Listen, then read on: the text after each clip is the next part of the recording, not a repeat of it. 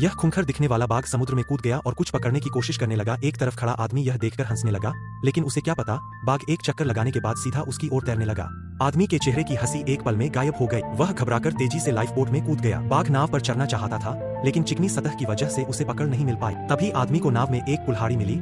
यह बाघ को खत्म करने का सबसे अच्छा मौका था। वह जोर से चिल्लाया, खुद को हिम्मत देने की कोशिश की, लेकिन जैसे ही उसने बाघ की आंखों में देखा, उसका हाथ रुक गया। बाघ की कराहती आवाजें सुनकर उसका दिल कांप उठा और वह पूरी शाम नाव पर ही बैठा रहा। रात होने पर उसने फैसला किया, वह लकड़ी का बेड़ा समुद्र में धकेल देगा। फिर एक लकड़ी की पट्टी सीढ़ी की तरह नीचे फेंककर बाघ ऊपर आए उससे पहले खुद बेड़े पर कूद जाएगा। यही तरीका था खुद को सुरक्षित रखने का। अगली सुबह जब बाघ आराम कर रहा था, उसने लाइफ बोट पर रखे सारे सामान को बेड़े पर शिफ्ट कर लिया। उसी समय एक बड़ी मछली उसके लगाए जाल में फंस गई। मौका देखते ही उसने जाल खींचा और कुल्हाड़ी से तेजी से वार करने लगा। मछली का रंग फीका पड़ते देख उसका दिल टूट गया। यह उसके जीवन में पहली बार था जब उसने किसी जीव को मार डाला था। भगवान से माफी मांगकर उसने मछली को लाइफ बोट में फेंका, बाघ को खिलाने के लिए। रात होते ही समुद्र में असंख्य चमकदार जेलीफिश दिखाई देने लगी। यह नजारा देखकर वह मंत्रमुग्ध हो गया।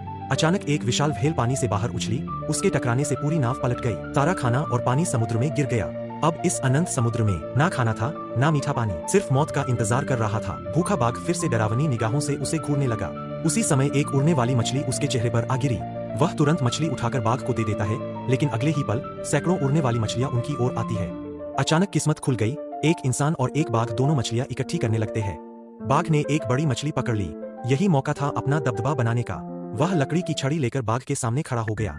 उसकी धमक के आगे बाघ पीछे हट गया, लेकिन जब उसने देखा कि आदमी उसकी मछली उठा ले गया है, तो वह असहज हो गया। आदमी की तीखी, शिकारी जैसी नजरें देखकर वह आखिरकार चुपचाप उड़ने वाली मछलियां खाने लगा। रात में आदमी ने बड़ी मछली साफ कर पकाई और खाने लगा। हालांकि वह शाकाहारी था, लेकिन अब उसे एहसास हुआ, इस समुद्र में जिंदा रहना है तो बाघ पर पूरी तरह नियंत्रण पाना होगा। वह नुकीली छड़ी लेकर लाइफ बोट के पास पहुंचा।